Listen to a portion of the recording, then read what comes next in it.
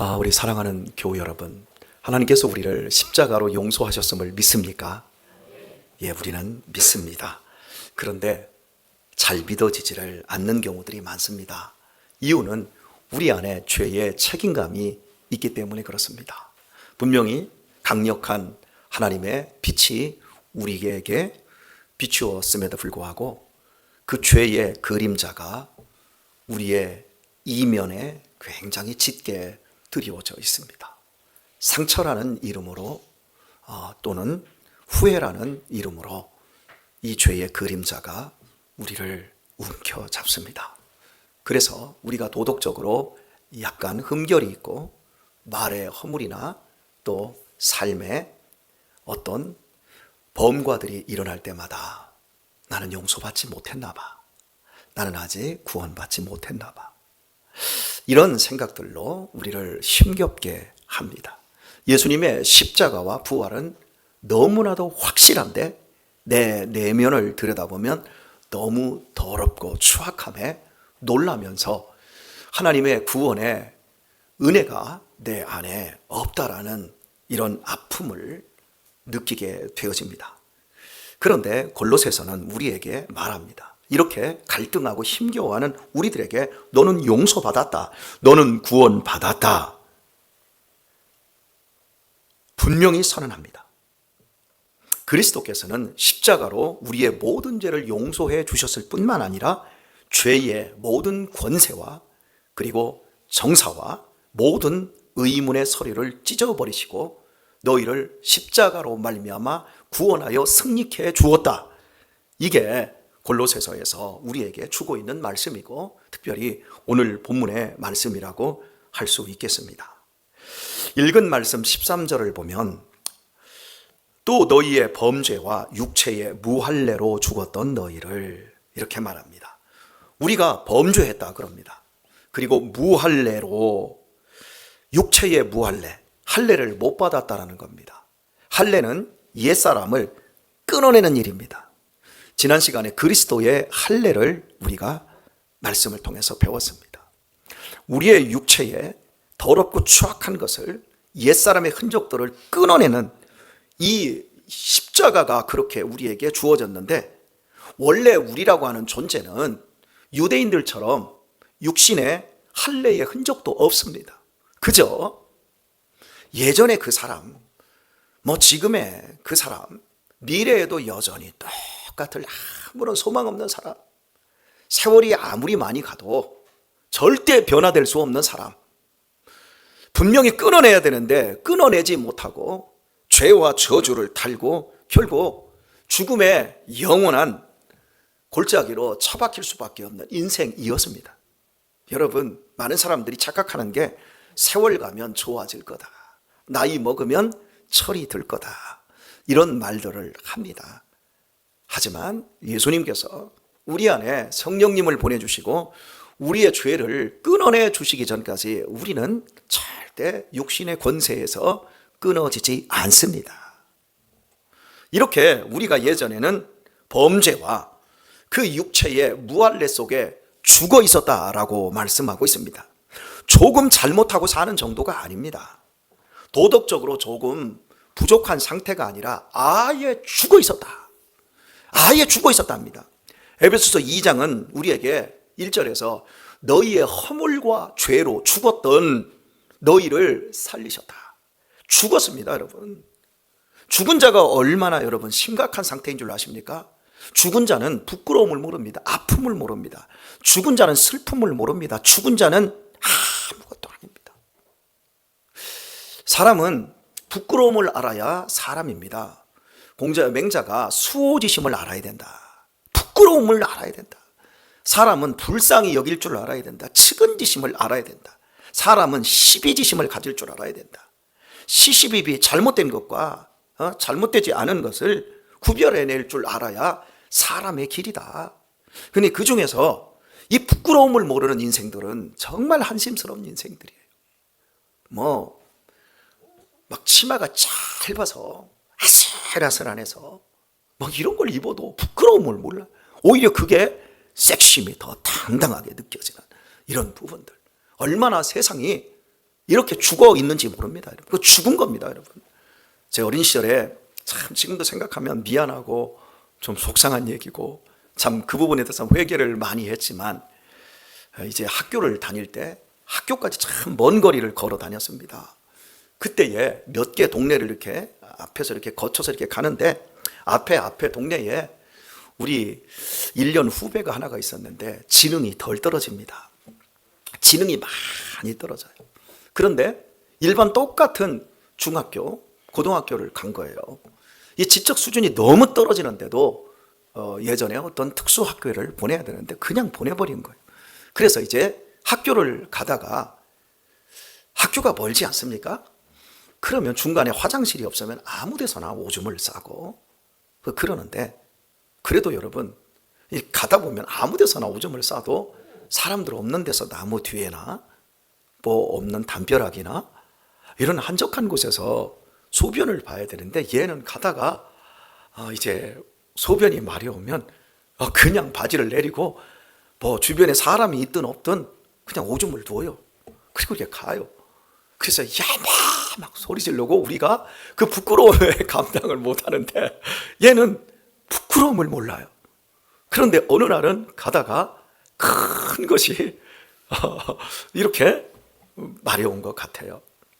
그래서 가다가 낑낑대더니 그냥 길 한가운데서 그것도 이게 빵 뚫린 그 저수지 그 뚝방길 얼마나 여러분 허벌판입니까?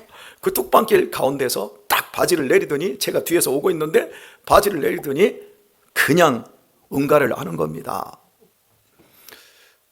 그래서 제가 기가 막힌 그 모습에 막 코를 틀어막고 소리를 지른 다음에 가가지고 응가를 하고 있는데 팍 어깨를 눌러버렸습니다.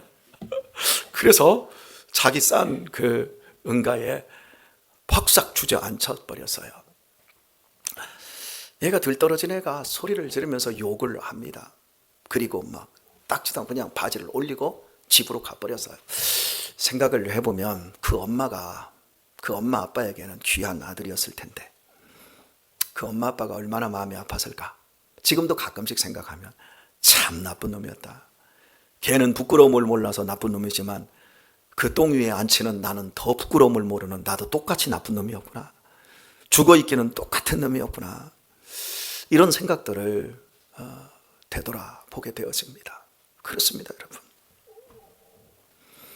부끄러움을 모르면 죽어있는 겁니다. 공자가 길을 가다가 길가에서 웬 젊은 녀석이 응가를 하고 있으니까 소리를 팍 지르면서 야 이 미친놈아 어디 사지 멀쩡한 놈이 길바닥에 소리를 질렀습니다. 이 젊은이가 놀래가지고 바지를 후닥닥 올리고 막 도망을 쳤습니다.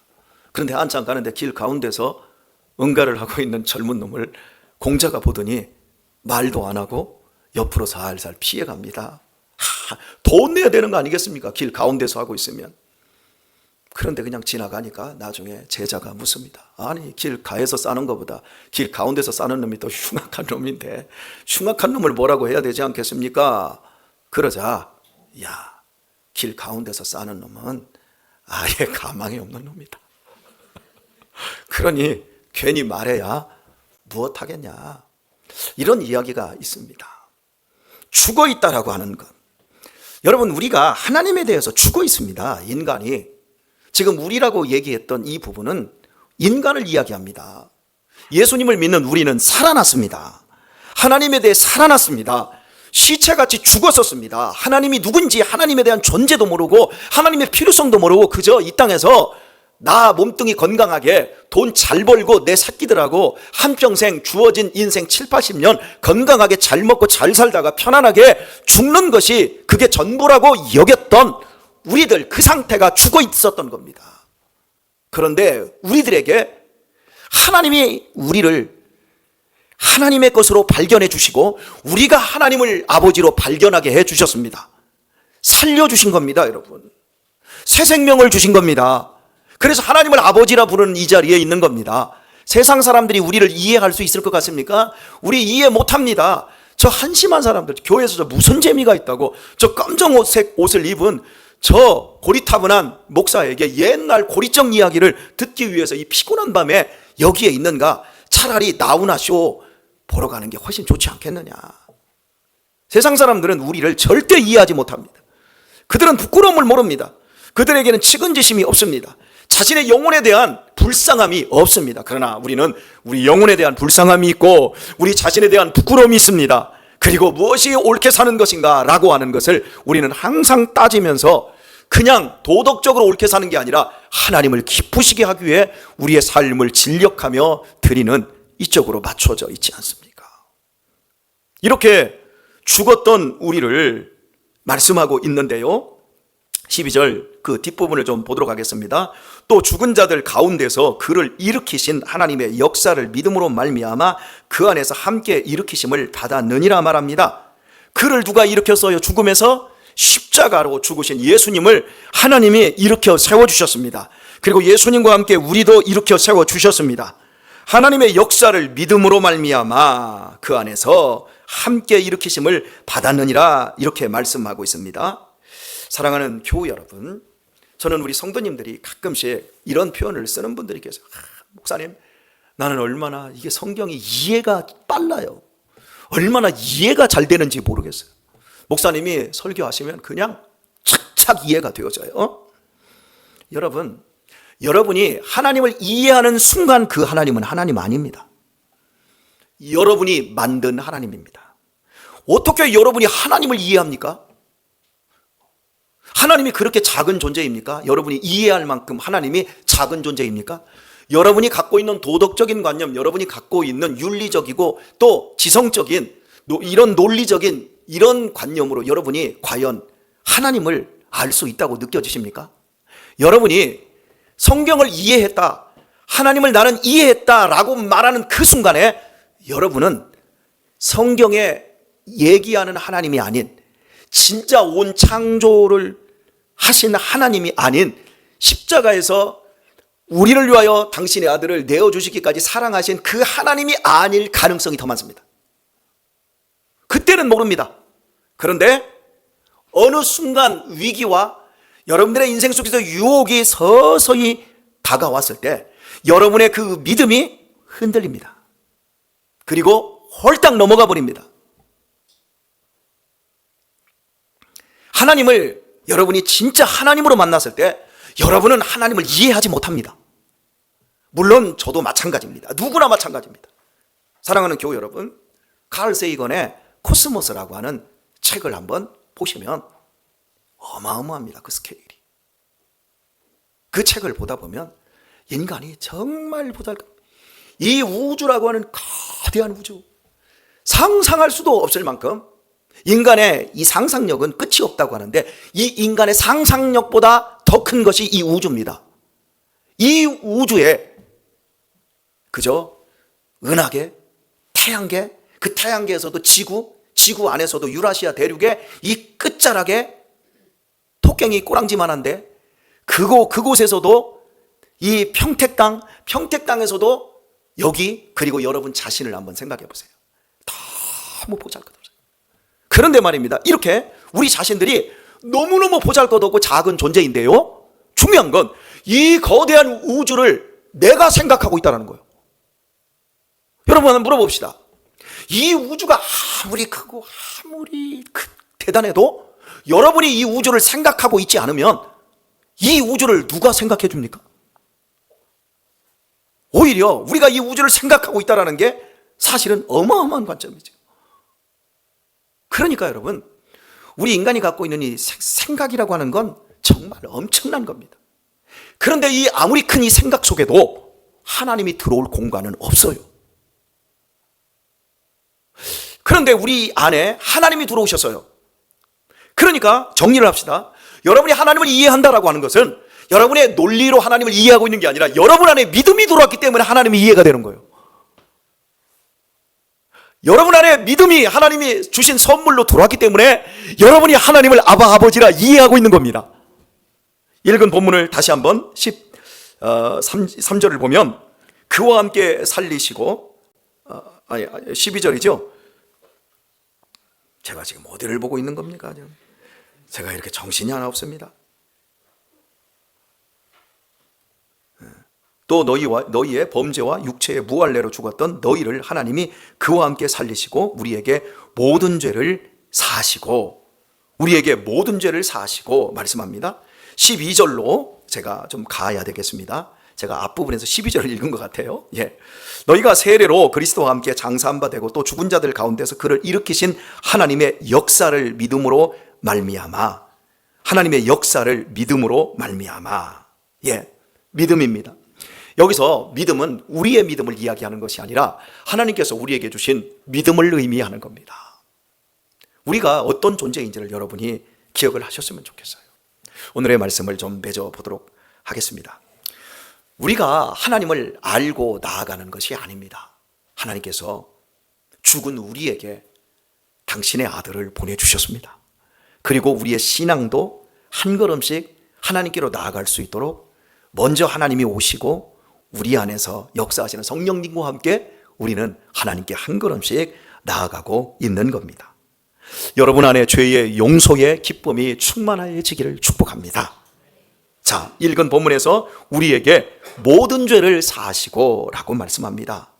정말 모든 죄를 사했다고 선언하고 있습니다.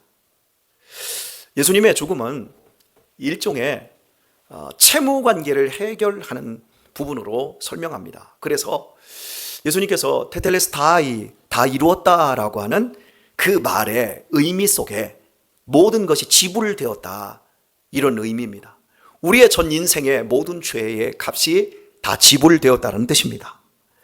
우리의 말 얼마나 허물이 많습니까? 거짓, 그리고 미움, 또 교만, 음란한 생각, 탐욕, 무관심, 정의 없는 것, 정말 많은 죄들이 우리 안에 있습니다. 이 부분에 하나님께서 이 죄들을, 모든 죄를 다 사하셨다 선언하고 있습니다. 우리 1층에 컴퓨터가 있습니다. 대략적으로 한 2달 전에 우리 권사님들이 새벽에 김밥을 준비하시고 또 오뎅국을 끓여주셔서 목사님들 15분이 모여서 노예의 중요한 일들을 그 규칙을 만들고 그걸 다듬는 일을 했었습니다. 그때 1층 컴퓨터를 가지고 작업을 다 했고 그 대표자 되시는 목사님께서 그 작업한 걸 USB 메모리에다가 가지고 가셨습니다. 그리고 이제 그걸 또 작업을 하려고 그걸 찾는데 USB가 잘못됐어요. 그래서 이걸 없다라는 거예요. 무려 목사님들이 15분이 3시간을 걸쳐서 머리 싸매고 작업을 했는데 이게 없다라는 거예요. 여러분, 이런 황당한 일이 어떻게 가능합니까?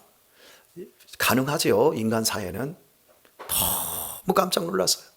그래서 제가 그러면 우리 교회 하드에 있겠다. 또 하드라고 하니까 먹는 아이스크림을 생각하시는 분들이 계시는 것 같은데, 컴퓨터 안에 넣어주는 그 메모리 부분을 하드, 그냥 이렇게 얘기합니다. 하드가 있다. 그래서 생각을 했습니다. 그런데 곰곰이 생각해 보니까 이 컴퓨터를 얼마 전에 조치를 해버렸어요. 그래서 제가 용건이한테, 용건아, 그거 우리 어떻게 했지? 초기화 시켰는데요. 초기화 시켰습니다. 초기화가 뭔지 아세요? 거기에 있는 모든 자료들을 다 삭제해버리고 다 날려버리고 처음으로 딱 시작을 해버린 거예요. 이 귀한 자료가 이 안에 들었는데 건졌을까요? 못 건졌을까요? 창호나 건졌을까? 못 건졌을까? 하나도 못 건졌어요. 왜? 초기화 시켰어요. 삭제해버렸어요. 그걸 어떻게 차요? 어떻게 복원합니까? 사랑하는 교회 여러분, 오늘 읽은 본문에서 우리에게 모든 죄를 사하시고 라고 할 때 가장 적절한 용어가 초기화입니다. 초기화. 우리를 죄와 허물과 육체의 범죄로, 육체의 무할례 속에서 부끄러움도 더러움도 모른 채 살던 지옥의 구렁텅이로 빠질 수밖에 없던 우리의 모든 죄를 예수님께서 십자가로 삭제해 주셨답니다. 할렐루야. 십자가로 삭제해 주셨답니다. 할렐루야. 누구의 죄를? 나의 죄를. 여러분이 얼마나 감격스럽습니까? 이게 믿겨지는 자에게 여러분 세상에 무엇이 여러분 두렵고 무엇이 부러울 게 있겠습니까? 혹시 여러분 배 아프십니까 지금? 혹시 두통이 있으십니까? 혹시 여러분 걱정 있으십니까? 제 동기 목사님이 오늘 그 사모님이 전화가 오셨어요. 구정날 사모님 목사님 전화인데 사모님이 저한테 전화를 해오셨어요. 그리고 이렇게 말해요. 목사님이 서울 이대병원의 중환자실에서 지금 사경을 헤매고 계십니다. 지난주에도 봤는데. 아니 무슨 말씀이세요? 명절날 떡국 잘 드셨는데 배가 아프셔서 너무너무 아프다고 해서 성모병원에 갔더니 사진을 찍더니 소장에 혈관이 막힌 것 같습니다. 소장이 지금 괴사가 시작되고 있습니다. 그래서 그 구정날 연락을 했더니 서울 이대병원에 자리가 있어서 수술할 수 있다 해서 급하게 갔습니다. 가는 시간 얼마 안 걸렸습니다. 갔더니 소장이 이미 괴사돼서 썩어버렸습니다. 그리고 조영제를 넣고 보니까 대장도 썩었습니다. 그 자리에서 곧바로 배를 갈라서 옆으로 항문을 끄집어내 버렸습니다. 여러분 건강하시고 체력도 좋으시고 드시는 것도 잘 들었는데 여러분 명절날 당일날 떡국 잘 드시고 그렇게 될 줄 누가 알았습니까? 여러분 우리의 인생이 그런 거예요. 여러분 지금요 내가 건강하다고 이 건강이 여러분이 잘해서요 하나님이 붙잡아주고 계는 거예요. 하나님이 붙잡지 않으면 우리의 인생은 허수아비입니다. 당연한 것 하나 없습니다. 겸손해야 될 줄 믿습니다. 이해하며 살려고 하지 마십시오. 논리적으로 살려고 하지 마십시오. 이해와 논리 없이 미친 사람처럼 살라는 얘기가 아닙니다.